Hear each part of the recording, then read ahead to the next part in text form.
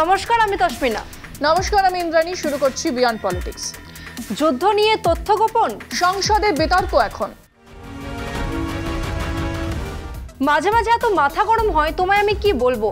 সে কি রে, তোর মাথা কি আগ্নেয়গিরি মাঝে মধ্যেই গরম হয়ে ওঠে? আরে না, তা কেন হবে? আমার পিস্তত বোন আমার মাথা গরম করে দিয়েছে। কি হয়েছে একটু খুলে বলবি? ও কাউকে না বলে 20 টাকা নিয়েছিল আচার খাবে বলে, তারপর পেট খারাপ হয়েছে। আমি বাড়িতে বলে দিয়েছি। তারপর কি হয়েছে? তারপর আমি মিথ্যেবাদী, আমি নাকি ওকে ভালোবাসি না, যা পারছে তাই বলছে। সত্যি বলে তুই খারাপ হয়ে গেছিস, তাই তো? আরে আমি তো ওর ভালো চাই বলেই বলেছি, কিন্তু ও আমাকে উল্টোপাল্টা যা খুশি তাই বলে দিল। আমাদের দেশের বিরোধীদেরও এখন একই অবস্থা। মানে কেমন অবস্থা বিরোধীদের? তোর মতো অবস্থা। বিরোধীরা দেশের প্রতিরক্ষা, দেশের মানুষের জন্য উত্তর জানতে সংসদে প্রশ্ন করে, যাতে সংসদের সরকার সত্যের উত্তর দেয়। সে তো বটেই। বিরোধীরা প্রশ্ন করলেই বিরোধীরা দেশদ্রোহী হয়ে যায়, পাকিস্তানপন্থী হয়ে যায়, সেনাবাহিনীর বিরোধী হয়ে যায়। হঠাৎ কেন বলছো? কোনো খবর দেবে নাকি? সংসদের বাদল অধিবেশন চলছে আর অপারেশন সিন্দুর নিয়ে আলোচনা শুরু হয়েছে সোমবার। আপাতত উত্তপ্ত সংসদ। কেন, কি হয়েছে বলো তো?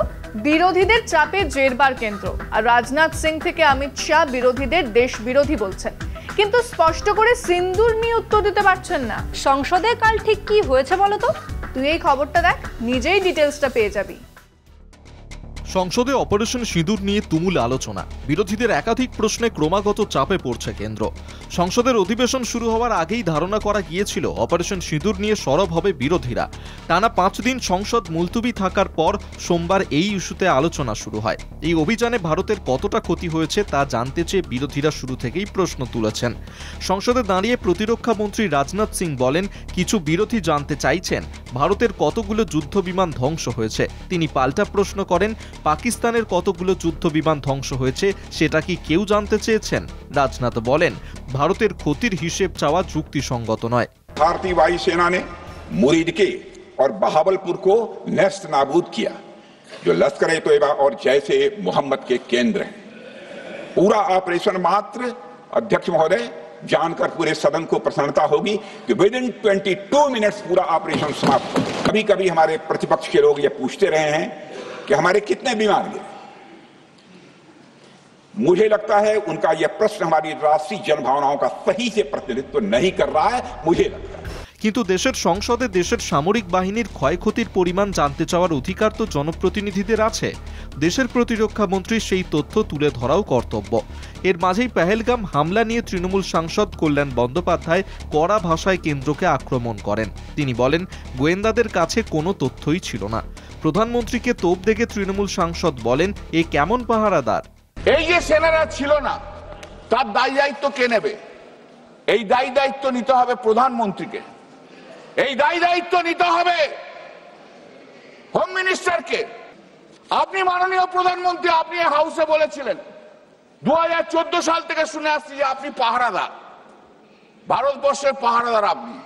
আপনি এমনই একটি পাহারাদার যে 4 জন টেররিস্ট ঢুকলো, গুলি করে মেরে দিয়ে 26 জনকে মেরে দিয়ে চলে গেল, টাক টাক টাক টাক করে বাইরে বেরিয়ে চলে গেল। বাবা, কি পাহারাদার আমার! কংগ্রেস সাংসদ গৌরব গগৈ প্রশ্ন তোলেন, পাকিস্তান সন্ত্রাসবাদে মদত দেয় তা সবাই জানে, তাও কিভাবে তারা ঋণ পায়? কেন মোদী সরকার এই নিয়ে কোনো কথা বলে না?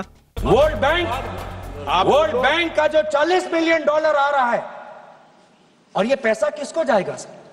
पाकिस्तान की नेतृत्व उनकी जनता या उनकी चुनी हुई सरकार नहीं, पाकिस्तान की सरकार का जो रिमोट कंट्रोल है वो पाकिस्तान की सेना के पास है। तो ये सारा पैसा वहीं जाएगा जहां पर हमने मिसाइल गिराई। এই ইস্যুতে সোমবার লোকসভায় তীব্র উত্তেজনা ছড়ায়। বিরোধীদের হট্টগোলে অধিবেশন মুলতুবি হয়। পরে দুপুর 2টোর সময় অধিবেশন আবার শুরু হয়। বিদেশমন্ত্রী এস জয়শঙ্কর বিরোধীদের আক্রমণ করলেও স্বরাষ্ট্রমন্ত্রী অমিত শাহকে লাগাতার চাপে ফেলেন বিরোধীরা। একদিকে মোদী সরকার অপারেশন সিঁদুরকে বড় সাফল্য বলে দাবি করছে, অন্যদিকে বিরোধীরা একাধিক প্রশ্ন তুলে সরকারকে চাপে রাখছে। মঙ্গলবার সংসদে বক্তব্য রাখেন অমিত শাহ। 1971 সালে 93,000 পাকিস্তানি সেনা আত্মসমর্পণ করা সত্ত্বেও কেন ইন্দিরার সরকার সেদিন পিওকে দখল করতে পারেনি প্রশ্ন তোলেন স্বরাষ্ট্রমন্ত্রী। কাশ্মীর সমস্যার জন্য ফের নেহেরুকেই দায়ী করেন শাহ। পাল্টা ডিএমকে সাংসদ কানিমোঝি বলেন, কংগ্রেস ও নেহেরুকে ততটা স্মরণ করে না যতটা অমিত শাহ করেন। গণতন্ত্রকে রক্ষা করা কর্তব্য বলে শাহকে পাল্টা আক্রমণ করেন কানিমোঝি। সব মিলিয়ে মঙ্গলবার সকাল থেকে ফের উত্তপ্ত সংসদ।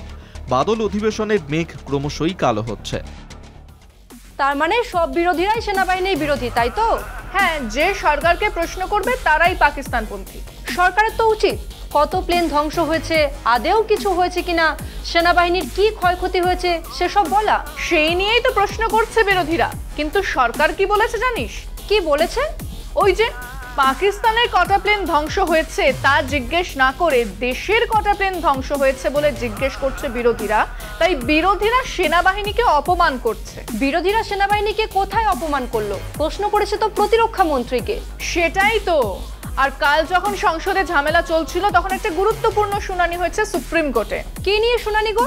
মধ্যপ্রদেশের বিজেপি সরকারের মন্ত্রী বিজয় শাহ দেশের গর্ব কর্নেল সোফিয়া কুরেশিকে জঙ্গিদের বোন বলেছিলেন, সেই সংক্রান্ত মামলা। কোর্ট তো বিজয় শাহকে ক্ষমা চাইতে বলেছিল তো, কিন্তু সোশ্যাল মিডিয়ায় ক্ষমা চেয়েছেন। আর সুপ্রিম কোর্ট কাল বলেছে বিজয় শাহ ধৈর্যের সব সীমা ছাড়িয়ে যাচ্ছেন। কিন্তু বিজয় শাহ তো এখনো মন্ত্রী। সেটাই তো, সেনাবাহিনীকে এত বড় অপমান করেও পার পেয়ে গেল বিজেপির মন্ত্রী। সুপ্রিম কোর্ট আর কি বলেছে গো? অনেক কিছুই বলেছে। আর বিজেপির নীরবতাই দেখিয়ে দেয় বিষয়টা কতটা গুরুত্বপূর্ণ। দেখ খবরটা।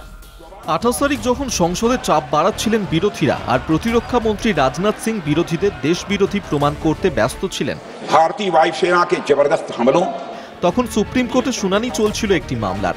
মধ্যপ্রদেশের মন্ত্রী বিজয় শাহের বিরুদ্ধে মামলা। একজন নারী সেনা অফিসার কর্নেল সোফিয়া কুরেশিকে সন্ত্রাসবাদীদের বোন বলেছিলেন মধ্যপ্রদেশের বিজেপি মন্ত্রী বিজয় শাহ।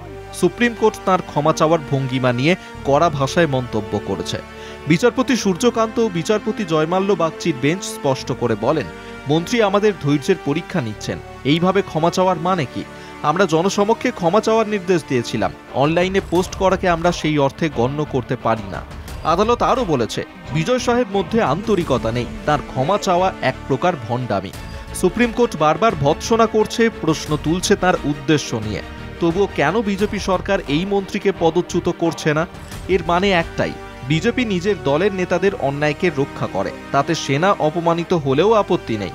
সেনা অপারেশন নিয়ে যখন সংসদে বিরোধীরা প্রশ্ন করলেই দেশদ্রোহী বলে তেড়ে আসছেন বিজেপির মন্ত্রীরা, তখন তাঁদেরই দলের এক মন্ত্রী সেনা অফিসারকে অপমান করে বুক ফুলিয়ে ঘুরে বেড়াচ্ছেন। এটা কেবল দ্বিচারিতা নয়, এটা সেনাবাহিনীর নাম ভাঙিয়ে রাজনীতি করার জঘন্য নিদর্শন।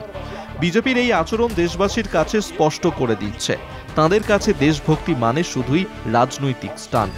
কর্নেল সোফিয়া কুরেশির অপমানের প্রতিবাদে একবারও গর্জে উঠল না প্রতিরক্ষা মন্ত্রক, প্রধানমন্ত্রীর দফতর বা বিজেপির শীর্ষ নেতৃত্ব। বরং আদালত যখন ন্যায়ের কথা বলছে, তখন সরকার নীরব দর্শক হয়ে বসে আছে।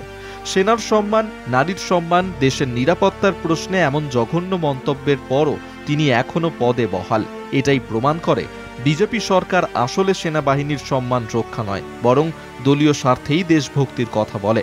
এই নীরবতা আর এই রক্ষা কবচ প্রমাণ করে বিজেপি নিজের লোকেদের জন্য ন্যায় বিচারকেও অস্বীকার করতে প্রস্তুত। দেশের মানুষ এখন বিচার করবে কে সত্যিকারের দেশভক্ত আর কারা দেশভক্তির নামে প্রতারণা করছে। এ তো অদ্ভুত দ্বিচারিতা। এবেলা সেনাবাহিনীর অপমান চোখে পড়ছে না? না, পড়ছে না। বিজেপি করলে 7 খুন 14 জেল মাফ। বিরোধীরা তো ট্রাম্পের দাবি নিয়েও প্রশ্ন করেছেন তো। পাকিস্তানের প্রতি বদলা নিতে যখন গোটা দেশ ফুঁসছিল, তখন হঠাৎ ট্রাম্পের সোশ্যাল মিডিয়ায় পোস্ট আর তারপর ভারতের যুদ্ধবিরতি। সেই প্রশ্নের উত্তরে সরকার কি বলল? বিদেশমন্ত্রী বলেছেন ট্রাম্প কিছু করেননি। আর মোদিজি কি বললেন? মোদিজিকে বলতে গেলে তো সংসদে আসতে হবে, মোদিজি আসেনি। সে কি? এত বড় আলোচনা চলছে, সংসদ এত উত্তপ্ত, দেশের প্রধানমন্ত্রী নেই? প্রধানমন্ত্রী সংসদে আসতে চান না কেন, তার কোনো উত্তর নেই। অপারেশন সিন্দুরের পর সর্বদলীয় বৈঠকেও তো প্রধানমন্ত্রী ছিলেন না। না, ছিলেন না। অপারেশন সিন্দুরের আগে পরে কোনো সর্বদলীয় বৈঠকে এই মোদিজি ছিলেন না। দেশের প্রধানমন্ত্রী কোনো উত্তর দেবেন না? সংসদে তো আর নির্বাচনী ভাষণ দেওয়া যায় না, প্রশ্নের উত্তর দিতে হয়। তুমি ঠিক কি বলতে চাইছো? তুই বড় হয়েছিস, নিজেই বুঝে নে। পরে বুঝছি, আপাতত চলো শেষ করি। তাই বিয়ন্ড পলিটিক্স আজ এই পর্যন্তই। দেখতে থাকুন কলকাতা টিভি, রাত দিন 7 দিন।